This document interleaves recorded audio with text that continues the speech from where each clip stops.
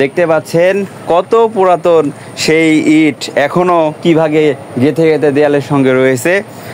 এটা দেখে আমি অবাক হয়ে যাচ্ছি।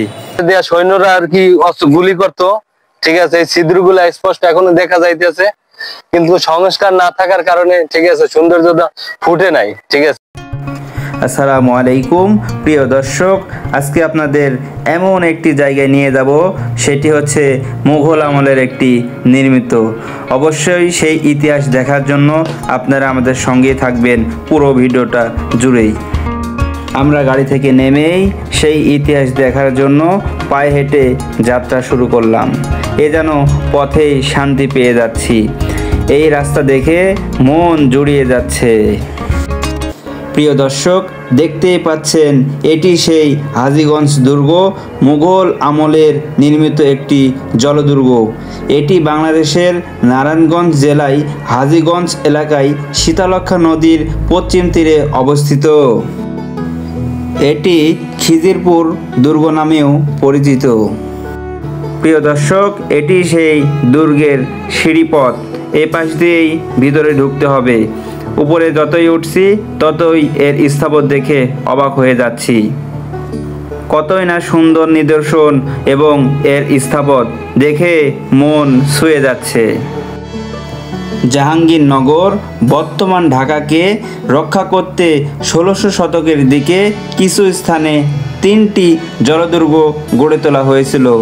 তারই একটি এই হাজীগঞ্জ দুর্গ। সম্ভবত মুঘল সুবাদার ইসলাম খাঁ অথবা মীর জুমলা কর্তৃত্ব ঢাকায় মুঘল রাজধানীর স্থাপনের অব্যবহিতর পরে নদীপথে মগ ও পর্তুগিজ জলদস্যুর আক্রমণ প্রতিহত করার উদ্দেশ্যই এই দুর্গটি নির্মাণ করা হয়। দেখতেই পাচ্ছেন কত প্রাচীনকালে এটি স্থাপন করা হয়েছিল, সেই 1600 শতকের সময়। এখানেই সেই ইসলাম খান এই জিনিসটি তৈরি করেছিলেন, সেই কেল্লা। এই কেল্লাতে আমরা আসলাম, দেখাবো এর ভিতরে সৌন্দর্য এবং এর সেই সময়কার যে জলদস্যু থেকে বাঁচার জন্য যে পন্থাতে অবলম্বন করেছিলেন সেই জলদুর্গ বা এই কেল্লা। পিছনের ভিউটি দেখতে পাচ্ছেন, রাস্তা থেকে উঠে এসেছি, কি সুন্দর সিঁড়ি এবং এই পাশে দেখতে পাচ্ছেন কত সুন্দর একটি গেট। এই গেটের মধ্যে থেকে ভিতরে দেখতে পাচ্ছেন কি সুন্দর ভিউ। এই ভিউটি আপনাদের অবশ্যই দেখাবো, পাশেই থাকবেন। এই দুর্গটি ঢাকা থেকে প্রায় 14 কিলোমিটার দূরে অবস্থিত। কীভাবে আসবেন, কোথায় আসবেন, ভিডিওর শেষে অবশ্যই জানাবো আপনাদের। প্রিয় দর্শক, আসুন এর নির্মাণ সম্পর্কে কিছু তথ্য আমরা জেনে নিই। সপ্তদশ শতকের পূর্বে ঢাকাকে রক্ষা করতে গড়ে উঠেছিল যে 3টি জলদুর্গ, তার মধ্যে এটি হলো সেই হাজীগঞ্জ জলদুর্গ। এটি শীতলক্ষ্যা নদীর পশ্চিম তীরে গড়ে উঠেছিল। অপর দুটির একটি হলো সোনাকান্দা দুর্গ, যা বান্দর এলাকার বক্ষমপুত্র ও শীতলক্ষ্যা নদীর সঙ্গে, এবং অপরটি হচ্ছে ইন্দাকপুর দুর্গ, যা মুন্সিগঞ্জ জেলায় অবস্থিত। প্রাচীনকালে বুড়িগঙ্গা নদী এসে শীতলক্ষ্যা নদীর সাথে এই স্থানে মিলিত হতো। মুঘল আমলের প্রথম দিকে স্থানটি খুবই গুরুত্বপূর্ণ ছিল।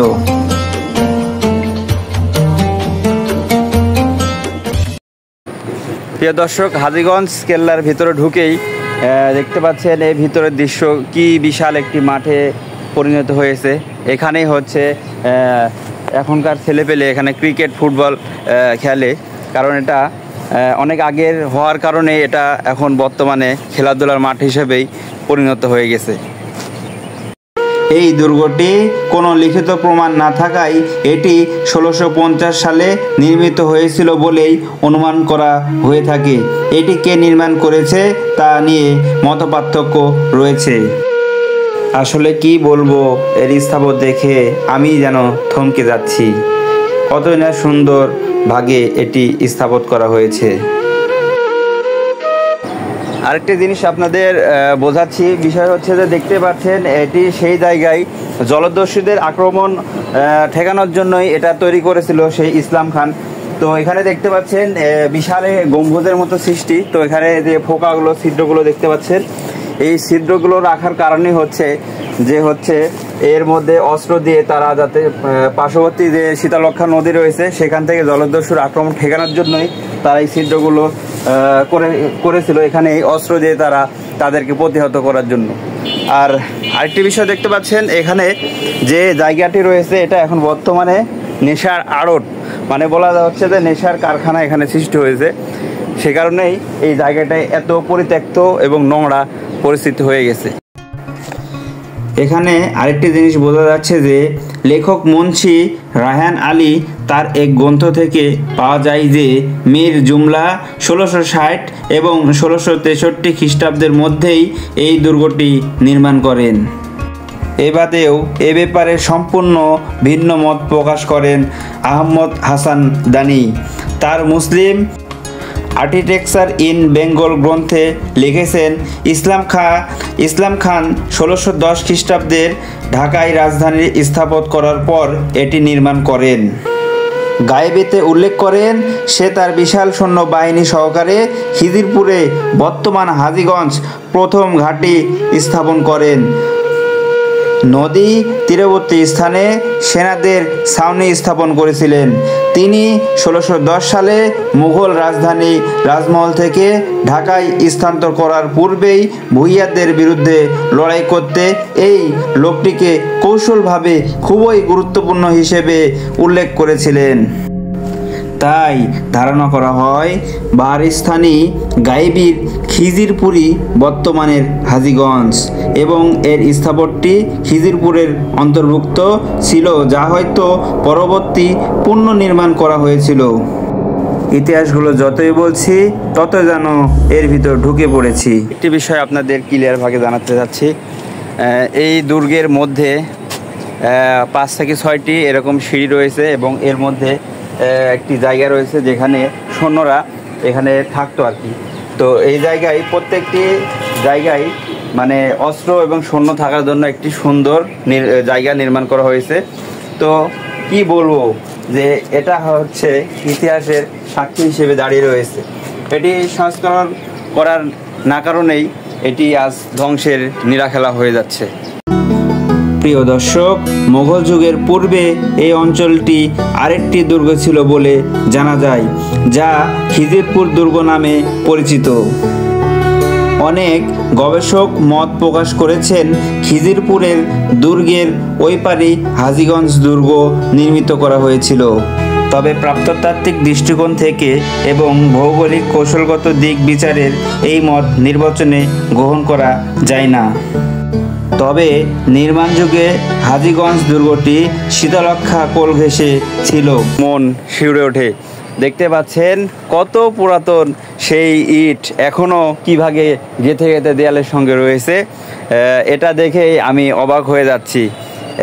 1600 শতকের সময় এই স্থাপত্যটি নির্মাণ করা হয়েছিল, কিন্তু এখনো ইটগুলো লেগে লেগে আছে।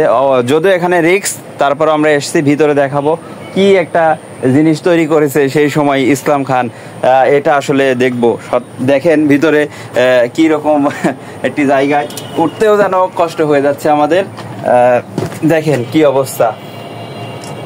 মিরাজ ভাই, এটা বিষয়টা হয়েছে কি, দেখা যায় আগের কালে আদিম কালে কোনো জিনিসে ভেজাল ছিল না, আর এখন আধুনিক যুগ আসছে, এই যুগে সবকিছুতে ভেজাল। এখনকার দিনে দেখা যায় 50 বছরের একটা বিল্ডিং, তাও দেখা যায় অনেক জায়গায় দিয়ে খসে পড়ে। আর সেই শত শত বছরের আগের বিল্ডিং এখনো কি মজবুত, যা বললে বোঝানো যাবে না। এর একটা ইট ছুটানো যাবে না, সেটা ছুটানো সম্ভব না। শত শত বছর আগের পুরাতন স্থাপনা এখনো অনেক মজবুত। ঠিক আছে, আরেকটি বিষয় হচ্ছে যে দেখবেন বিদেশের যতগুলো এরকম স্থাপত্য রয়েছে, ইতিহাস রয়েছে, সবকিছুই সংস্কার করা হয়েছে, কিন্তু বাংলাদেশে এমন একটি পরিস্থিতি যে যত আগের স্থাপত্য ছিল কোনোটাই সেইভাবে সংস্কার করা হয় নাই। সে কারণে এটা আজকে হারিয়ে যেতে বসেছে। কারণ এটি আমাদের তো আসলে সম্পদ, এই সম্পদকে রক্ষা করা আমাদেরই দায়িত্ব। আর বিদেশে দেখেছি অনেক কিছু যে এর থেকেও মানে কম সুন্দর জিনিস, সেগুলো সংস্কারের মাধ্যমে সৌন্দর্য করানো হয়। এখানে যে ওই ইতিহাস দাঁড়িয়ে রয়েছে, সেই ইতিহাসকে এখনো একবারে। প্রিয় দর্শক, এর ইতিহাস নিয়ে অনেক কথা তো শোনা হলো, এবার আসুন বর্তমান অবস্থাগুলো জেনে নিই।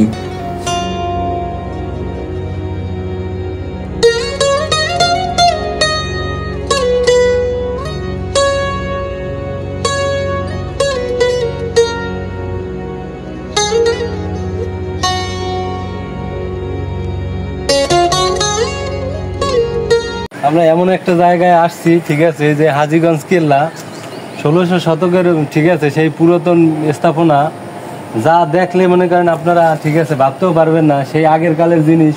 এখনো হয়তো অনেক জায়গায় জায়গায় নষ্ট হয়ে গেছে, জায়গায় জায়গায় ভালো আছে, ঠিক আছে। আসলে হয়তো মানুষ দেখা যায়, এটা মানে বললে বোঝানো যায় না মানুষের, সামনাসামনি একটা মানুষ না দেখলে, না বুঝলে। বিষয়টা হয়েছে কি, নারায়ণগঞ্জ জেলাটা হয়েছে একটা ছোট জেলা, ঠিক আছে, ঘন বসতি, অনেক জনবল এই জায়গায় থাকে, ঠিক আছে, কিন্তু অনেক পরিদর্শন, সৌন্দর্য পরিদর্শনের অনেক জায়গা আছে, যেই জায়গাগুলো মানুষ, ঠিক আছে, যাওয়ার পরে মানুষ মুগ্ধ করে, ঠিক আছে, জায়গা, ঠিক আছে, এটা দেখা যায় কোনো সংস্কার হয় না, ঠিক আছে। আর বাইরের কান্ট্রিতে দেখা যায় কোনো একটা পরিদর্শনমূলক জায়গা, ঠিক আছে, ওটা ধ্বংস হয়ে যায় না, ঠিক আছে, ওটা সংস্কার করা হয়, অনেক সৌন্দর্য হয়, ঠিক আছে। আর বাংলাদেশে ওই রকম কোনো সংস্কার হয় না, ঠিক আছে। বাংলাদেশের যে কোনো স্থাপনা পরিদর্শনমূলক, ঠিক আছে, জায়গাগুলো, যে সৌন্দর্য জায়গাগুলো, ওগুলো আস্তে আস্তে ধ্বংসের দিকে হয়ে যায়। এই যে দেখেন, শত শত বছরের আগের পুরাতন বিল্ডিং এখনো, ঠিক আছে, এখনো মোটামুটি ভালো আছে, ঠিক আছে, শক্ত আছে।